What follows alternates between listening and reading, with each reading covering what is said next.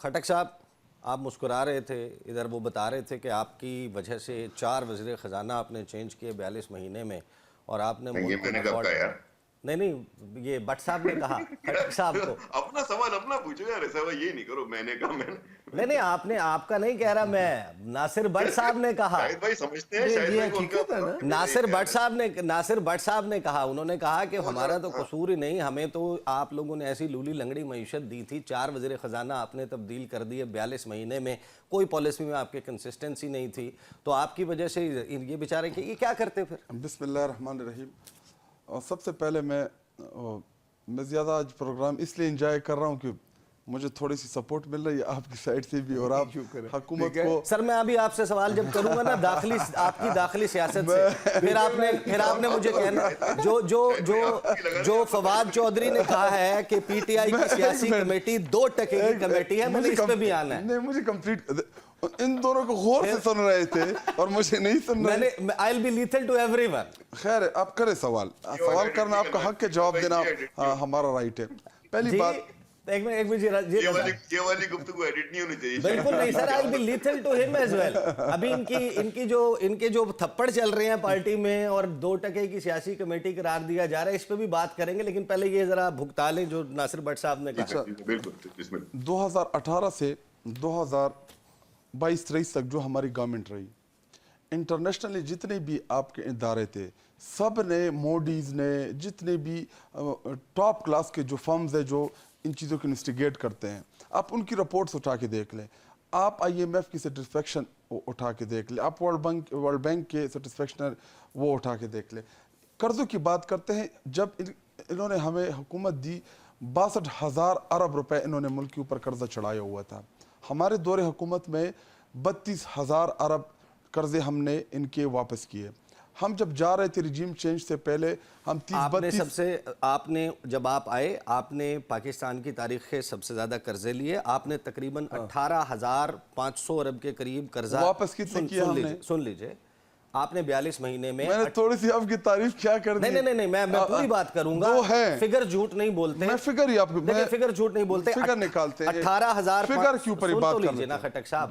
18,500 अरब के करीब आप लोगों ने कर्जा लिया, जो पाकिस्तान की तारीख का सबसे बड़ा कर्जा था किसी भी हुकूमत की तरफ से। लेकिन मसला ये है कि जब हम उसको क्रिटिसाइज करते थे, उसके बाद जब इनकी हुकूमत आई तो एक साल में 19,000 अरब कर्ज लिया, जो बढ़कर 42,000 से 62,000 हो गया। मुझे अगर आप कंप्लीट करने दें, 62,000 अरब के इन्होंने कर्जे लिए, उसमें 32,000 अरब रुपए हमने वापस किए।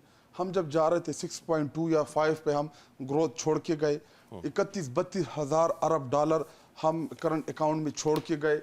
इसी तरह आपकी मईशत जो थी वो ग्रोथ कर रही थी, आप IMF के तमाम मामलात को बीट कर रहे थे, अब हम फिटअप से बाहर आ रहे थे, मुल्क तरक्की की राह के ऊपर था, मुल्क आगे बढ़ रहा था, एहसास प्रोग्राम चल रहा था। और बावजूद इसके कि कोविड जैसा मुश्किल दौर, तकरीबन 15-16 महीने कोविड जैसा मुश्किल दौर हमने देखा, पूरी दुनिया लॉकडाउन थी उसमें, उसके बावजूद हमने जो मईशत की जितने भी इशारे थे वो सब बेहतरी की तरफ जा रहे थे। वैसे मैं आपके इस पे फिर कोई आप अलग प्रोग्राम रख ले, मैं एक चीज़ आपके साथ शेयर करना चाहता हूँ। आज ही मेरे एक पेशावर से मेरे एक दोस्त ने भेजा, ये बिजली का बिल है। बिजली के बिल में इस दफ़ा इन्होंने फिक्स चार्जेस 15,000 रुपए भेजे, निकाल लिया ना। दूसरा यहाँ पे है मजीद टैक्स 2326 रुपए, एक्स्ट्रा टैक्स 9884, इसके अलावा जनरल टैक्स जो है वो 10,000 प्लस, और सेल टैक्स 4,361, 11 टैक्सेस इन्होंने बिजली के बिल में डाली हुए हैं। इसके अलावा 200% इन्होंने गैस, पिछले 400 किया, 400 के ऊपर 200% इन्होंने गैस के प्राइसेस इंक्रीज कर लिए हैं। गरीब कहाँ जाएं? और रही बात इस्तेहकाम की, तो उसका मेरे पास फार्मूला है। कौमें तब तरक्की करती हैं, मुल्क में इस्तेहकाम तब आता है जब फ्री एंड फेयर इलेक्शन होते हैं। वही एक मौका था कि जहाँ पे इस मुल्क ने इस्तेहकाम की तरफ जाना था, वही एक पैमाना था कि पाकिस्तानी कौम जिसको चाहे इलेक्ट करें, जिसको चाहे वो वोट दें। इन्होंने जालिमों ने फॉर्म 47 के जरिए पाकिस्तानी कौम के मैंडेट के ऊपर डाका डालने के बाद अब ये किस चीज़ की ये एक्सपेक्टेशन रखी हुई है कि इस मुल्क में इस्तेहकाम आएगा? पाकिस्तानी कौम को पता है कि रात को उनका उम्मीदवार जीत रहा था, सुबह का 22 लोगों का उम्मीदवार जीत गया। और रही बात अमन अमान की, मैं سینیٹر صاحب جو ہیں ان کا تعلق تو خیبر پختونخوا سے نہیں ہے.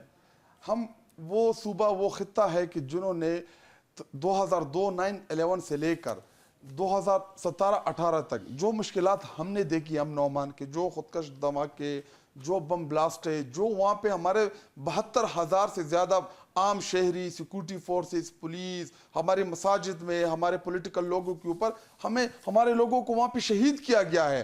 اور یہ امن و امان کی ایشو کے اوپر یہ کے پی گورنمنٹ کے ساتھ اس کو ریلیٹ کرنا چاہتے ہیں. امن و امان کی جو صورتحال ہے, ڈاکے ہوں, چوری ہو, موٹو گینگ ہو, چوٹو گینگ ہو, یا آج کل جو وہاں پہ ڈکیت مشہور ہے سندھ, یہ کیا کہتے ہیں اس کو, جو ابھی کچے کے ڈاکو, ان چیزوں کو کنٹرول کرنا یہ پولیس کی ذمہ داری ہوتی ہے. لیکن ٹیررزم کو ڈیل کرنا پولیس کی اتنی کیپیسٹی نہیں ہوتی. اگر کیپیسٹی آپ بڑھا بھی دیں تو بھی آپ کو فیڈرل گورنمنٹ, کیونکہ بارڈر کنٹرول ان کی ذمہ داری ہوتی ہے. یہ لوگ بارڈر پار آتے ہیں.